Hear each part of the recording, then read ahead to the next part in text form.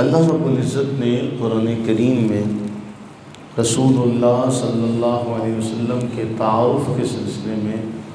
جو آیات بینات بیان فرمائیں، ان میں سے ایک وہ مشہور آیت ہے جو ہم نے گزشتہ دروس میں بھی پڑھی کہ ہم نے جو شان والے نبی تم میں بھیجے، جو عظیم الشان رسول تم میں تشریف لائے، یہ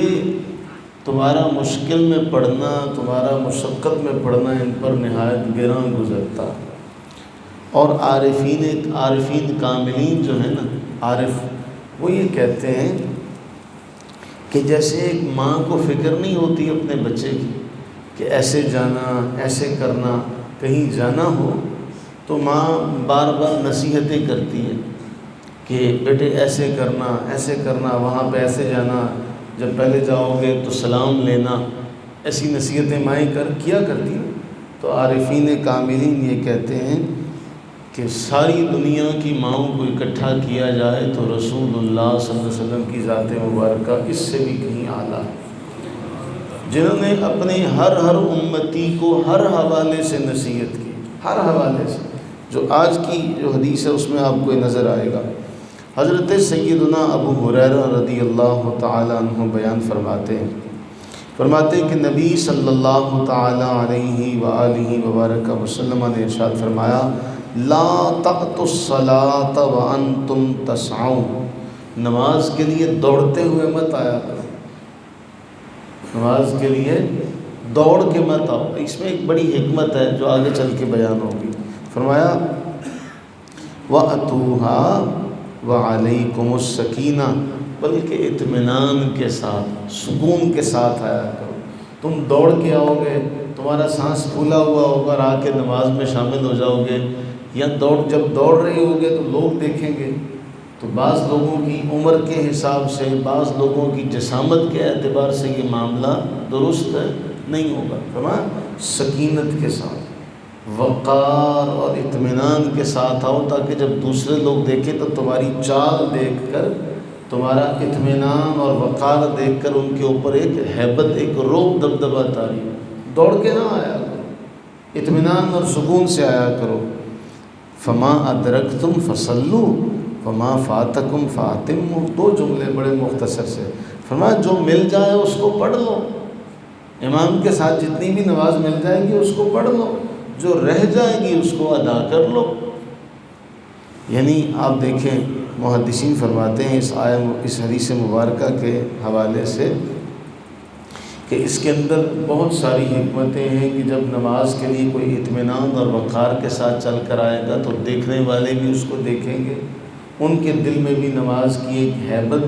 ایک روب طاری ہوگا۔ اور جب یہ دوڑ کر جائے گا تو ہو سکتا ہے وہ کوئی منفی بات بھی ذہن میں سوچ لیں، لو جی ان کا جو اللہ ہے، ان کا جو معبود ہے وہ اتنا ظالم ہے کہ یہ دوڑ کے جائیں، ان کو ذرا سی بھی اس میں رعایت نہیں ہے۔ تو نبی صلی اللہ علیہ وسلم نے فرمایا نہیں، تم ایسا کرو اطمینان کے ساتھ، وقار کے ساتھ، اب اس میں رہ جائے گی تو اس کو ادا کر لینا۔ اسی جملے کے تحت ہمارے جو ائمہ ہیں وہ یہ فتویٰ دیتے ہیں کہ جو امام کے ساتھ پڑھی جائے گی، وہ جو امام کی رکعت ہے آپ کی بھی وہی ہوگی، جو رہ جائے گی یعنی جو آپ سے رہ گئی ہے وہ آپ کیا کریں گے۔ بعض لوگ یہاں پر یہ کہتے ہیں کہ جب کوئی شخص امام کے ساتھ نماز میں شامل ہوگا تو جو اس کی رہ گئی ہے یعنی اس کی پہلی رکعت ہو، ہم یہ کہتے ہیں کہ ایسا نہیں ہوگا، بلکہ جب وہ امام کے ساتھ شامل ہوگا تو رسول اللہ صلی اللہ علیہ وسلم کا یہ جو فرمان ہے کہ جب تم امام کے ساتھ ملو تو جو رہ جائے سے مراد یہ ہے کہ اگر امام کے ساتھ کوئی شخص تیسری رکعت میں ملا تو امام کی تیسری چوتھی رکعت کے ساتھ ساتھ اس کی بھی تیسری چوتھی رکعت ہو گئی۔ اب جب سلام پھیرے گا امام دوسری طرف پہ تو جو اس کی رہ گئی تھی پہلی دوسری وہ یہ ادا کرے گا۔ اسی ایک جملے کے تحت اس میں نبی صلی اللہ علیہ وسلم نے ارشاد فرمایا کہ وما فاتکم فاتم، جو فوت ہو جائے، جو رہ جائے اس کو ادا کر لو۔ اگر یہ امام کے پیچھے اپنی پہلی دوسری پڑھے گا تو پھر رہ جانے والی بات تو ہے ہی نہیں، پھر تو یہ جملہ ہوتا کہ جب تم امام کے ساتھ آؤ تو تمہاری پہلی دوسری ہوگی نماز میں، باقی پوری مکمل کر لینا۔ لیکن نبی علیہ السلام میں جو رہ جائے سے مراد یہ ہے کہ جو امام کی ہوگی وہی تمہاری ہوگی، اور جو تمہاری پچھلی رکعتیں ہیں، ابتدائی رکعتیں رہ گئی ہیں، ان کو تم دوبارہ ادا کر لینا۔ یہ ہے، آپ اس جملے کی لذت لیں کہ نبی صلی اللہ علیہ وسلم نے جب تم نماز کے لیے آؤ تو اطمینان کے ساتھ آؤ، وقار کے ساتھ آؤ کہ تم اللہ کے گھر جا رہے ہو۔ اس جملے کی لذت کو جتنا محسوس کریں گے اتنا آپ کا ایمان جو ہوگا وہ تازہ ہوگا۔ یہ ہے رسول اللہ صلی اللہ علیہ وسلم کی اپنے ہر امتی کے ساتھ محبت، کہ تم نے چلتے ہوئے آنا، وقار کے ساتھ آنا۔ دوڑ کر آؤ گے، کوئی گر جائے گا، کسی کو چوٹ لگ جائے گی، دیکھنے والے دیکھیں گے، مذاق اڑائیں گے، اس لیے فرمایا نہیں، جب تم آؤ تو اطمینان کے ساتھ، وقار کے ساتھ۔ اللہ سے دعا کریں کہ اللہ تعالی ہم سب پر اپنی رحمتیں برکت نازل فرمائیں۔ وہ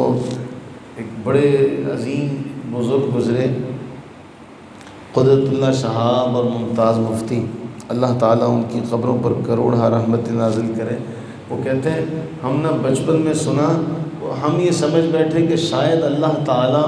معاذ اللہ ثم معاذ اللہ ہمیں وہ ڈرایا اتنا گیا۔ وہ کہتے ہیں کہ ہم یہ سمجھ بیٹھے شاید اللہ تعالیٰ کو کام ہی یہ ہے کہ جس سے ناراض ہو اس کو جہنم میں ڈال دے،